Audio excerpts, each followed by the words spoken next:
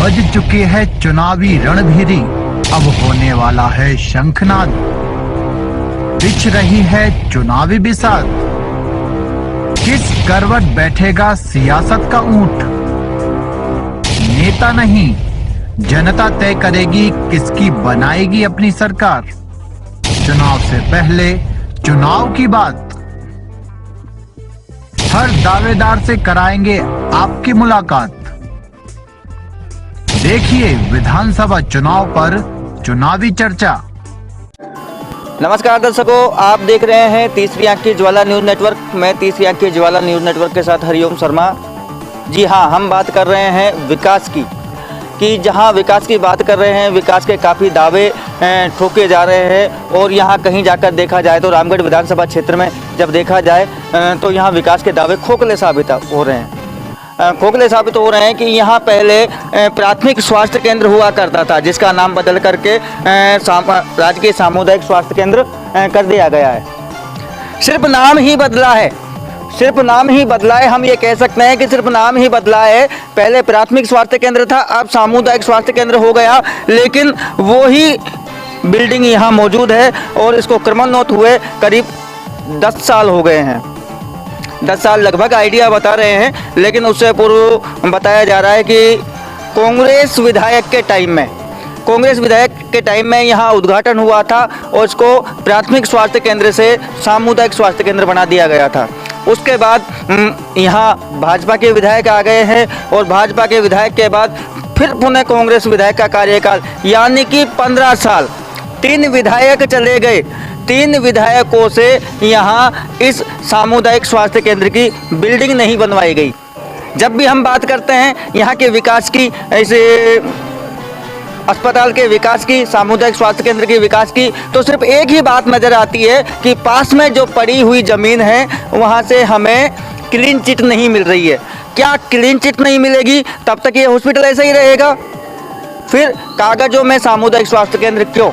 जब व्यवस्था ही नहीं है तो ये सामुदायिक स्वास्थ्य केंद्र किस काम का? तीसरी आंख तो सवाल पूछेगा। अब हम बात करेंगे यहाँ के जो जनप्रतिनिधि हैं उनसे कि क्या अव्यवस्थाएं रही हैं यहाँ के विकास को लेकर के, क्योंकि यहाँ काफ़ी दावे ठोके गए हैं कि रामगढ़ विधानसभा क्षेत्र में कांग्रेस शासनकाल ने विकास करवाया है। भाजपा वाले बोलते हैं भाजपा शासनकाल ने विकास करवाया है, लेकिन कहाँ गया विकास? विकास तो कोसों तक भी नजर नहीं आ रहा है। मैं हरिओम शर्मा, तीसरी आंख की ज्वाला न्यूज़ नेटवर्क। क्या मतलब है? फिर भी वोट डाल सकते हो, अंदर जा सकते क्षेत्र हो। में जो मतदान हो रहा है, अब की बात क्या लगता है कि किसकी सरकार बनेगी? कांग्रेस की बनेगी सरकार। कांग्रेस की हाँ, बनेगी। जैसे किन मुद्दों को लेकर के सरकार आ रही है आपके पास भी? विकास के मुद्दों को लेकर। विकास, हाँ, विकास मुद्दों के लेकर क्षेत्र में विकास हुआ है खूब ज्यादा मात्रा में। हाँ, पहले से कहीं ज्यादा विकास हुआ है। क्षेत्र में विकास हुआ है। हाँ, पहले से ज्यादा। हम बात कर रहे हैं भाई साहब, हम बात कर रहे हैं क्षेत्र में जब विकास हुआ है तो अपने पास बड़ौदा में विकास हुआ है, जिस हॉस्पिटल को CHC बने हुए करीब 15 साल हो गए। 15 साल हो गए और 15 साल होने के बावजूद यहाँ कई नेता आकर के चले गए। यहाँ लोगों को जो चिकित्सा संबंधित जो व्यवस्था है, जो गड़बड़ हो रही है, उसको लेकर के अपने जनप्रतिनिधियों ने क्या किया है? क्या विकास हुआ है? हाँ, इस बारे में जय सिंह जी बताएं। जी, क्या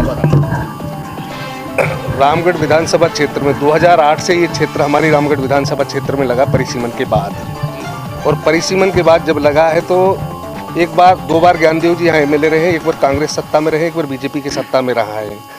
जब भी जो बड़ौदा मेयो का विकास हुआ है, बड़ौदा मेयो के इर्द गिर्द का विकास हुआ है, वो कांग्रेस ने ही विकास किया है। आदरणीय जुबेर खान जी के नेतृत्व में विकास हुआ है, चाहे वो तहसील का मामला हो, चाहे कृषि उपज मंडी का मामला हो, चाहे JN बिजली बोर्ड का बिठाया हो, चाहे आयुर्वेदिक का मामला हो। जो भी जितने विकास हुए, नगर पालिका बनाई है तो उनकी देन है, उप तहसील बनाया है तो उनकी देन है, और जो CSC से PSC से CSC कराई वो भी उन्हीं की देन है। अभी आपने क्वेश्चन पूछा था कि इसका विकास क्यों नहीं हुआ। सबसे बड़ा बात ये कि वो जो जगह है, जगह के अभाव की वजह से वो बजट नहीं लग पा रहा है। जो पड़ोस में जो जगह लेना चाह रहा है ग्रामवासी, वहाँ के स्थानीय नेता जो चाह रहे हैं, जो पहले वहाँ प्राइमरी स्कूल चलती थी, उस प्राइमरी स्कूल को आजकल गवर्नमेंट ने एक प्रोसीजर कर दिया, अगर वो ज़मीन कोई भी उस संस्था के नाम होनी चाहिए, वो हॉस्पिटल के नाम होती तो अब तक उसमें बहुत बड़ा डेवलप हो जाता। वो किसी दानदाताओं के माध्यम से है, उसमें स्टाम्प पे लिखा हुआ है, अभी वो म्यूटेशन नहीं हो पाया, इसलिए विकास में गति नहीं आ पा रही। विकास कराने के लिए अग्रसर है कांग्रेस पार्टी, बहुत सोच समझ के काम कर रही है, जनता के हित में काम कर रही है, चाहे वो चिरंजीवी योजना हो, चाहे वो बीमा योजना हो, चाहे वो बिजली पानी की समस्या हो। ये तो आप जनता को पता है कि आदरणीय अशोक गहलोत के राज में एक महंगाई राहत कैंप लगाकर इस आम जनता को, राजस्थान की जनता को बहुत बड़ी राहत प्रदान की। अगर डोनेशन नहीं हुआ 15 साल में, अब तक डोनेशन अगर नहीं हुआ तो क्या ये हॉस्पिटल का विकास नहीं होगा? नहीं, बिल्कुल होगा ना। अब नगर पालिका बनी है तो नगर पालिका जमीन देगी, कहीं भी जहाँ कहीं भी कोई जमीन होगी किसी भी किस्म की होगी, अगर किसी किस्म भी चेंज करानी पड़ी तो चेंज सरकार कर देगी, जगह तो नगर पालिका उपलब्ध कराएगी ना। और ये भी आपको पता होगा शायद उद्घाटन भी कांग्रेस विधायक के टाइम का ही है। नहीं, बिल्कुल कराई कांग्रेस विधायक ने, चाहे वो जिला प्रमुख रहे हैं, जब भी उनके राज में हुआ था, विधायक रहे जब भी उनके राज में हुआ है। तो अब की बार क्या उम्मीद की जाए? अब की बार उम्मीद एक तरफा लहरें, आदरणीय अशोक गहलोत राजस्थान के यशस्वी मुख्यमंत्री के नेतृत्व में राजस्थान में फिर रिपीट सरकार हो रही है। अच्छे कामों को देखते हुए इतनी योजनाएं दी हैं, एक आदमी सोच भी नहीं सकता कि एक इंसान को पैदा होने से मरने तक का पूरा इंतजाम राजस्थान की सरकार ने किया है। बात करूं तो कन्या महाविद्यालय खोला गया, जिसमें 2 कमरों में ही संचालित किया जा रहा है। वो बिल्कुल किया जा रहा है। वो कन्याओं को नीचे फर्श पे बैठाया जाता है, ठंड में बैठाया जाता है, नहीं तो लाइटिंग सुविधा है या बाथरूम की सुविधा है। बात की आपने कॉलेज की, कॉलेज के लिए जमीन अलॉटमेंट हो गई है, उसका पैसा भी आपको मंजूर होगा, उसका टेंडर हो गया, बिल्डिंग बनेगी, अभी चुनाव के बाद बिल्डिंग बन जाएगी, सारे कमरों की व्यवस्था हो जाएगी, स्टाफ की व्यवस्था हो जाएगी। छात्राओं का कहना है कि हमारा कोर्स पूरा होने वाला है, लेकिन आज तक कोई हमारे इसमें सिर्फ 2 ही हिंदी साहित्य और एक उर्दू, सिर्फ 2 ही क्लासें लगती है, इसके अलावा कोई क्लास नहीं लगती। पत्रकार महोदय, मैं आपसे एक बात पूछना चाहता हूँ, अभी कितने दिन हुए इसको क्रमोन्नत हुए, यहाँ जो किया है बालिका छात्र उसका कॉलेज यहाँ हो गया, जगह के अभाव से वैकल्पिक व्यवस्थाएं जो की है वो वहाँ चालू करा दी गई है और उसके लिए जगह अलॉटमेंट हो गई है, उसके पट्टा भी जारी नगर पालिका ने कर दिया।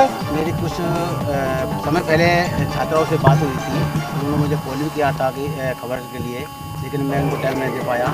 उन्होंने कहा है कि हमको हमारा कोर्स हो गया, कंप्लीट होने वाला है, लेकिन अब तक हमको किसी टीचर ने हमको कोर्स नहीं कराया है। जैसे ही अब क्या है कि नई भर्तियां जो होनी थी कुछ निकाल रखी है सरकार ने, लेकिन आचार संहिता लगने की वजह से अभी वो भर्ती नहीं हो पा रही।